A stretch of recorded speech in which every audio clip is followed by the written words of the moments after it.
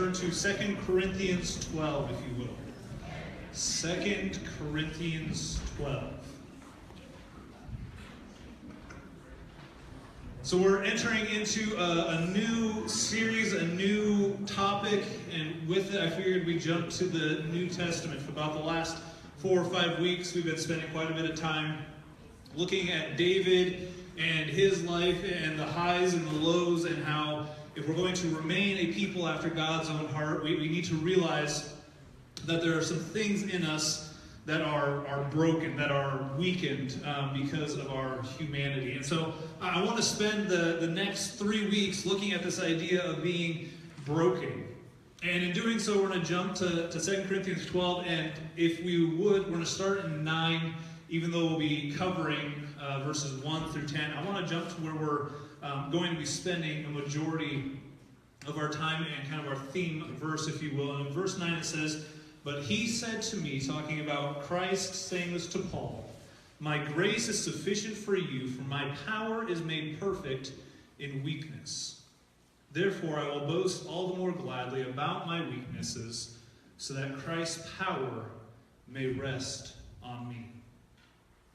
Heavenly Father, I pray that as we look at the idea of boasting in our weakness and being glad that we are not strong on our own, I pray that that would be something that is something that resonates with us, that we're able to take that out and apply it to our lives and how we interact with everyone we come in contact on a daily basis.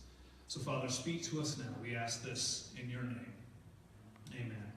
Like I said, we're going to cover verses 1 through 10, and I want to start with a little bit of a background information on Paul and the church in Corinth. This is the second letter to Corinthians, and the first one was a lot of correcting, a lot of different argument type deals going back and forth, and he had heard many things that kind of concerned him and bothered him, so he's trying to teach and help get them on the right track, the right path, and he's writing a second one. And by this time, and if you read all of 12, and you can kind of pick it up throughout the entire letter in 2 Corinthians, but he's becoming frustrated with the people at the church in Corinth. That if you look and you continue on, he's very irritated at this point. He's frustrated with the way they're behaving because they should know better. They should understand what they're supposed to be doing, but they're not. They're finding ways to twist and to use things either against others in the church or against Paul. And so here he's talking about boasting. And I have a feeling the reason why he's writing this letter, and you always have to understand that there's two sides to letter writing. If you're on a phone call, it's not just you talking to another person. There's somebody on the other side talking back. And so Paul's writing them in response to things he has heard, either from someone in Corinth or from a letter that he received. And if he's defending his idea of boasting, more than likely he's trying to correct an issue or to help them understand his boasting. They're saying, well, you're saying that you're doing all these wonderful things, and that I've done this, and I've done this, and I've done this. And I can kind of understand where that comes from. I can understand being in the place of saying, well, yeah, I did these things, but you have to understand that it's not really me doing them. I may boast in them, but you're missing what I'm actually boasting in.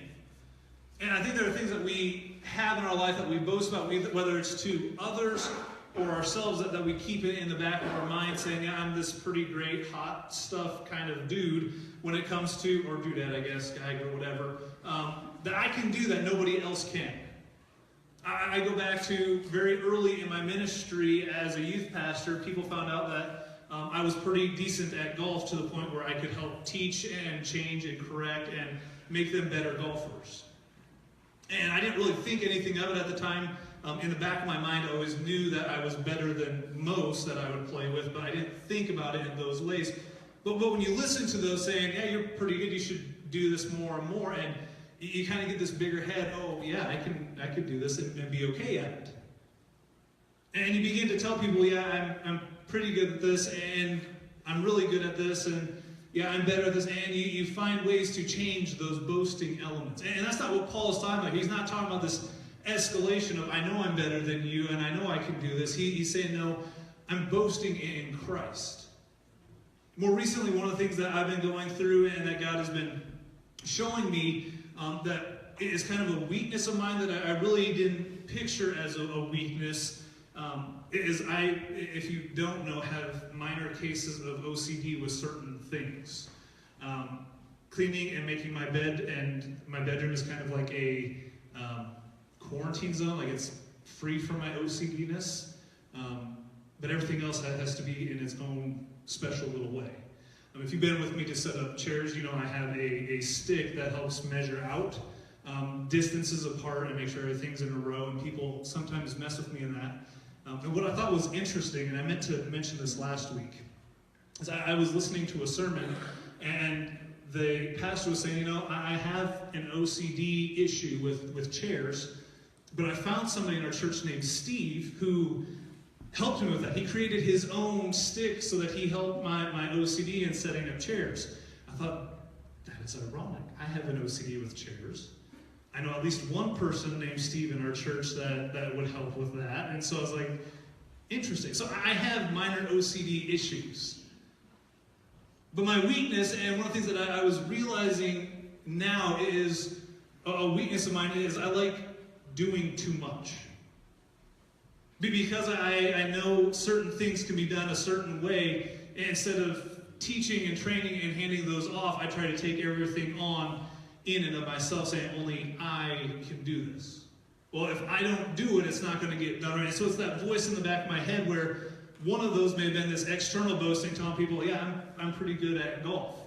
And my internal voice saying, well, you can do it, and it'll be right if you do it, so no one else can do it better than you. So I tell myself this over and over, I have to do it, and no one else can do it. And so you have these things that we boast about, whether it's externally out loud with others around or internally. And we can kind of see, if we actually step back and look at those, how silly some of those can be.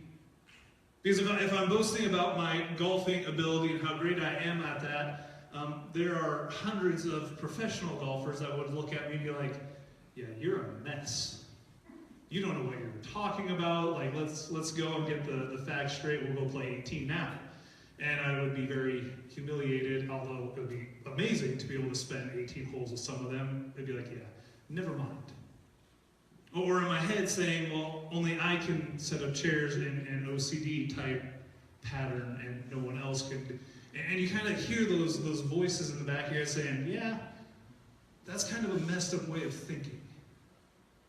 And that's what Paul's trying to correct here. He said, how foolish is it of me to try to boast in something that God is doing? That there's no way I could actually boast in this. And so he removes himself from the context and kind of shifts it, talking about himself in third person, trying to show how silly it would look to be able to boast in these things. And we get to verse 9, and the point and the key to this, and he's saying, you know, I am glad, and in my weakness, God's grace is sufficient, and his power is made perfect in me. That there is this beauty and this understanding about weakness that gives him an excitement and an understanding. They said, if I'm going to boast in anything, we're going to continue on in verse 10. It says that, verse 10, where'd it go? There we go. That is why for Christ's sake I delight in weakness, in insults, in hardships, in persecutions, in difficulties, for when I am weak, then I am strong. He delights in those. Now, like I said, he's getting very kind of irritated with the people and saying, do you really understand what is going on here? Do you really understand the things that you are trying to accuse me of boasting in? Because if you actually step back and listen to yourself, you'd understand how foolish that is to try to boast in anything. He said, I'm reminded, and going back, he says, I'm reminded of this thorn in the flesh that I've asked God to take away from me, but he hasn't, because it reminds me to be humble. It reminds me that I don't have all the pieces, and that when I start to think that I'm better than I am, I'm reminded of my inadequacies. I'm reminded of the weakness and the brokenness that I have, and it is this constant reminder and torment to me. And we don't really know what that thorn in the flesh is. We don't know how it affected him, whether it was a physical illness or ailment where it made him physically weak. We know that Apollos and some of the other disciples and pastoral preaching people of that day had better followings and people that would actually gather and seek out these other people to hear their preaching because they had this charisma and this energy about it. So we don't know if it was a physical speech impediment, which I don't know that that is entirely the case because people still listened to Paul. He was still able to speak boldly the power of the Holy Spirit and communicate the gospel clearly. So I don't know that that's necessarily the case, but whatever it was, he had this reminder that kept him humble. He had this thing in the back of his mind saying, no matter what I may do, I know that God has not removed this from me so that it is a constant reminder to keep me humble. I brought in a puzzle this morning, and I had a few people asking what's the puzzle is for because I didn't have it last night. And so I don't know if you can see this really well. So you have to trust me that it is what I'm saying it is. But it's a nice Thomas Kincaid painting with Beauty and the Beast as the puzzle piece people. And so if you look at it, it looks rather beautiful and nice, and it is small, and the puzzle's supposed to be bigger. And so I want to look at this if you were to talk about brokenness and being glad, and the silliness of boasting and weakness. So if this was us, and people saw the brokenness and the unorganized and scatteredness that we all have, it would be pretty silly of us to say, if this is us, we truly look like this. It would be foolish if we went to somebody and, even though we look like that, tried to tell them that all put together, this is how we look. But this is what we do on a normal basis. Well, one of the biggest issues I think we have as a society, as a culture, is we like people to think that we have everything put together. That we look nice and neat, and on our exterior, we are completely fine. That we're not the one that has the brokenness and the problem. It's the people that are not us that have issues in their lives. And so track with me, because I think this is how we are misconstrued a lot of times, that if you talk to people that have this very negative idea of Christianity, and there are many that do, there are many that have this idea that all Christians are hypocrites because they say one thing and act a completely different way. I think what they are seeing is we say we're all fine and put together. We look very nice on the exterior. But then they see us and they interact with us and they see how we live on a daily basis. Like, what you're telling me you look like and what you really are not lining up. You're telling me that you look like this box that everything's supposed to be put together, but what I see are these broken pieces. And while the pieces may look like that eventually, I'm not quite there yet. I don't see that. And instead, I think that if we actually look at what Paul's talking about, he says he's glad that he's weak. He's glad for his brokenness, his unscatteredness. See, I think we boast about the wrong thing many, many times.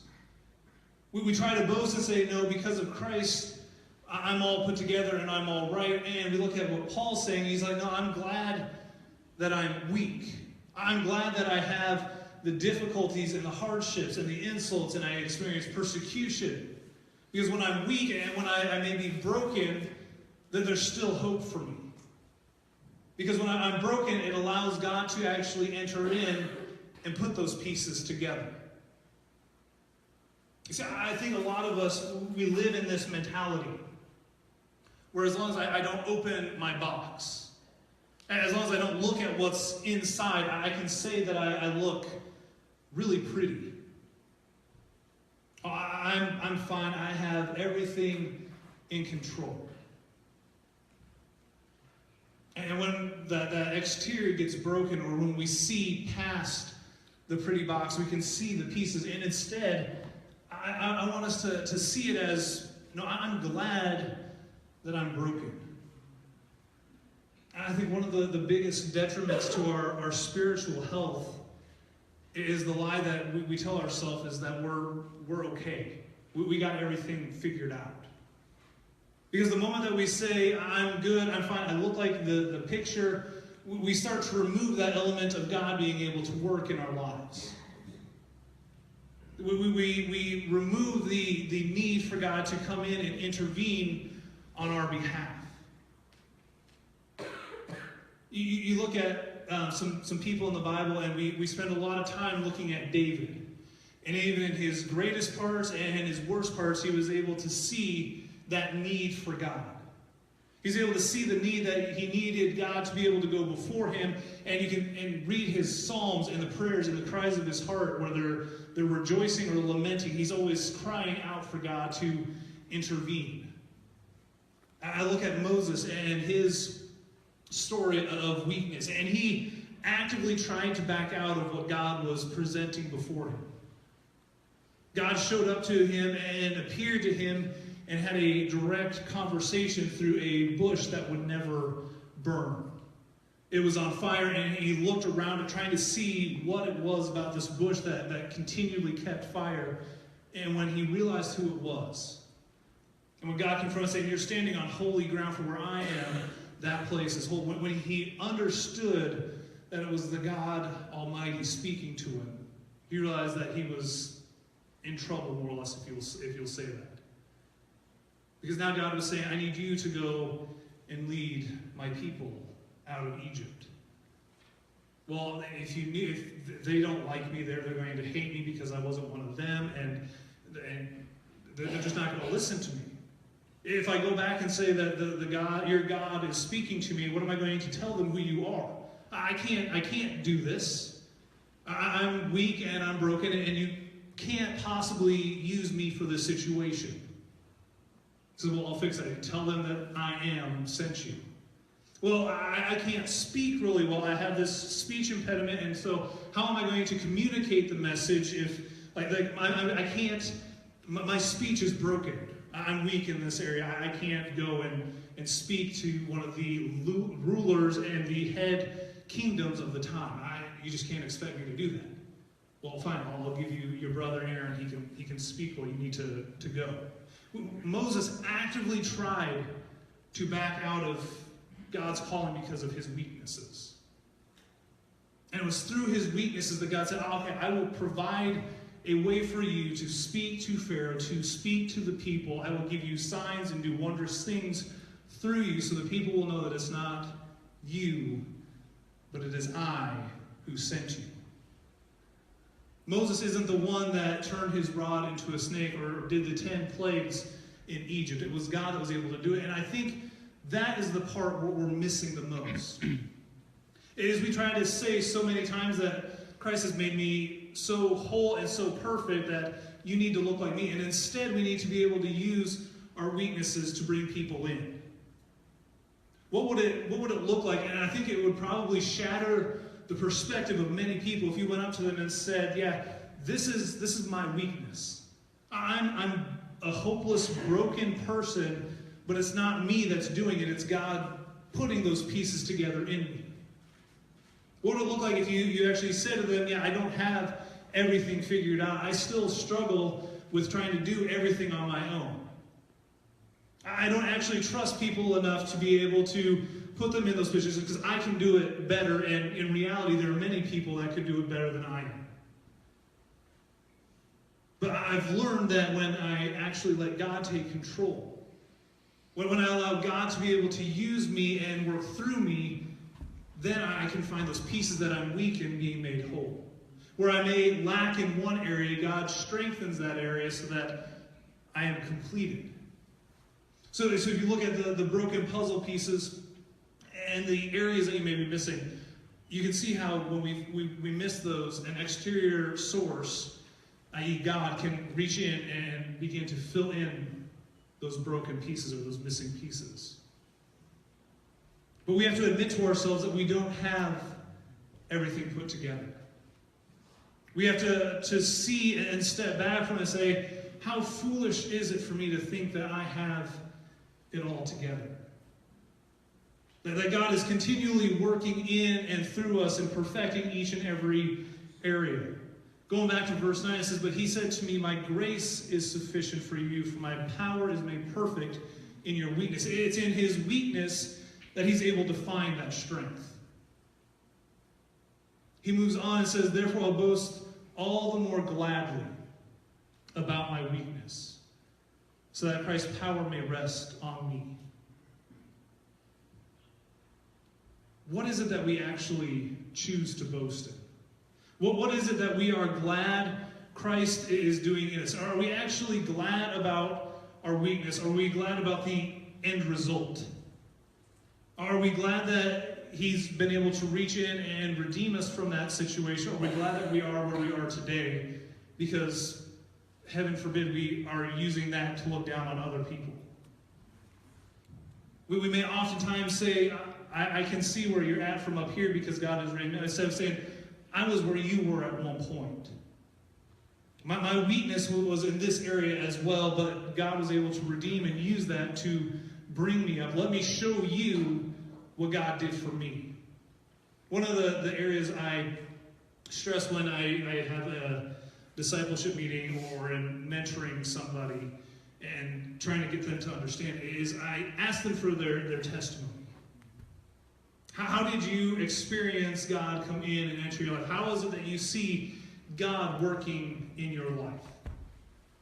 And so I'll hear the testimony and I'll go through things, and after they've told me their testimony, after they've spent time reliving their acceptance of Christ as their Lord and Savior, to follow him, I ask another question, and it kind of speaks to where this is. If you did not accept Christ at that point, if you did not have Christ in your life, where would you be today? If it wasn't for Christ's active pursuit and his power living in and through you and that grace that freed us, where would you be today? And it's a question that I don't think many of us have actually answered or wrestled with. I think it's something that we may think of every once in a while, but we don't remember that. And I think it's important because if we look at the weaknesses that we had, and we know where we would have ended up without him, that should be what we're sharing with everyone else. We can share the end result, but we can't forget or miss out on talking about how glad we are that we weren't able to do it on our own. That we have to break down kind of our exterior and allow people to see that there is a starting place for everyone. For me, I didn't know a time without Christ in my life. I was raised in church. I was born in church. I mean, outside of my house, church was almost the second most spent place that I had growing up. If the doors were open, we were there. And so I didn't really know a time without that until I decided I want to do things my own way when I graduate. I want to pursue money and a job and a career, and then after I'm done, I'll come back and do what you want me to do.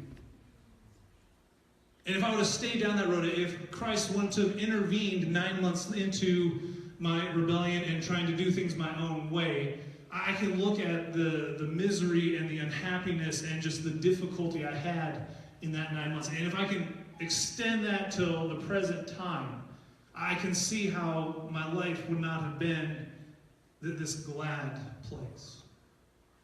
I think it would have been a place of regret, a place where I was focused on the wrong things and never able to find happiness.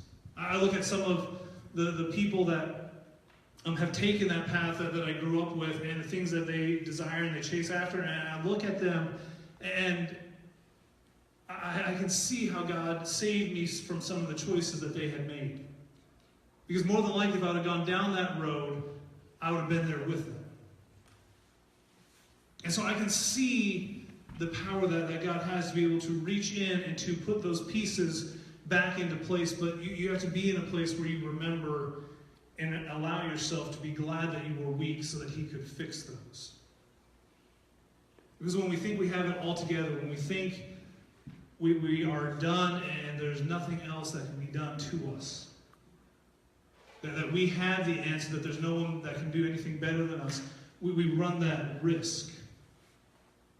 of putting up this front where we think we have everything together and we don't. That we fall short.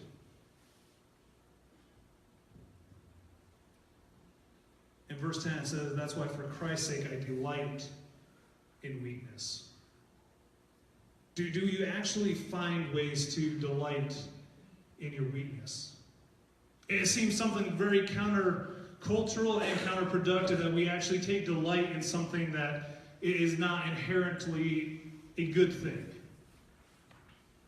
When we think of weakness or brokenness or a lack of strength, we don't necessarily think of that as a good thing. It's something that we try to fix and overcome. If you're a football player and you're not really strong, you're going to get somewhat annihilated when it comes time to actually play. So you develop and you try to gain muscle mass. So weakness is not a good thing. This week when we were making Fred, our broken mirror man, up on stage, in breaking mirrors, the mirror can never be used for its intended purpose. And so breaking it doesn't make a lot of sense because it is no longer useful for its intended purpose. So we don't see weakness and brokenness as a good thing. But I look at the people that helped us as we were putting the pieces back together and looking at how we're able to see the larger picture. That even though we had a pile of broken mirror pieces, you can reshape and restructure and place them in a way that it makes a person out of it. That even though it may look like this broken mess of a person, there's still a person there. You see, I think we need to focus, like Paul did, on the areas of weakness. That it is through our weakness that God is actually able to work in and through us. I am glad about my weakness that Christ's power may rest on me. Throughout all of Paul's frustration and his irritation, he's able to still remind them that it's not him. This is not me that is doing any of this. The only reason that I am here is so that the Holy Spirit may rest on me and work through me at proclaiming Christ's gospel to these people. It's not me. On my own, I am this weak, frail, pitiful man, but it is because of Christ's power that rests on me and works through me that I'm able to delight and find gladness in my weakness. I mentioned boasting earlier and the foolishness and the things that we choose to boast in. And I want us to find a way to actually turn this into something we apply. Something that where we listen is like, yeah, that's nice, and I can see how that, but how does it apply in your life? I want you to, for the next couple minutes, think about a weakness or a brokenness or some kind of insecurity that you may have in your life. Like I said, mine, I am learning, and God is shifting my mentality to see that you aren't the only one that can set up chairs. And I use that because it may seem like a small thing, but for me, it is order. I like control. I like things to be done a certain way. And I know that there are many people, they do it every Saturday night, that can set up chairs. But it takes me saying, okay, one of my weaknesses is I like to hold on to things too much. I like to have say in too many things, and because of that, I don't see God using people to accomplish what they're called to do. What is a weakness that you may see or have, whether it's a control issue like I do with chairs or other elements? Maybe it is something that you boast too frequently about, and when you step back, be like, yeah, that is kind of a silly thing to boast in. Maybe it's the fact that you see it as I have everything together and there's nothing else that can be improved on. And you've kind of shut off the power of Christ to be able to work in and through you. What is it? What is a weakness or an area? A broken aspect. that you could focus on and say, okay, God, this is where I'm weak and I need you to come in and finish the puzzle. Our mirror man has many different pieces, and if you want to come up, take a selfie, or look at it, whatever, I don't care, you can come up and look at Fred. There are many areas that are missing in him. There are many pieces that are no longer there and that need areas of filling in. And we all have those areas that need perfect, that we need God to come in and redeem, that we need God's grace to say, in your weakness, let me show you how I can make you strong. We need to find those ways that we can open ourselves up and humble ourselves and say, yeah, I don't have it together. Because I think when we do that, and if that's the means and the way that we reach out into our community and the lives of others, saying, I may look decent now, but if you only knew what I look like in the box, you would see the miraculous things that God has done in me, that he is still doing in me. I don't have it figured out. And so I want to take a little bit of time as we close in prayer for you to kind of reflect on that. What is it that I can give to God, that I can say, God, I'm struggling with this. This is my weakness. And I want to give it to you so that you can perfect it and make me whole, so that I can tell that to others as well. That's how I introduce people to you. It's not through who I am now, but through what you have done with the broken pieces that I am. So if you would go ahead and close with me in prayer. Heavenly Father, we thank you for this time that you have given us to come and to gather and to fellowship with one another. To come together as your body and just worship and open ourselves up to you, to be able to speak truth and life into us. Father, I pray as we look at the areas of weakness in our life, whether we struggle to find those or we know what they are readily, I pray that you would begin to work in us in those areas. As we give them to you, whether it may be a scary thought or something new, that we would see the power and the wholeness that you have in those moments. And that we would use those moments to boast about. That we're glad for the weaknesses that we have in those areas that we need to rely on you, because it's through those that we're able to boldly proclaim your goodness and love for us. So, Father, we give ourselves to you. Search us and show us those areas of weakness.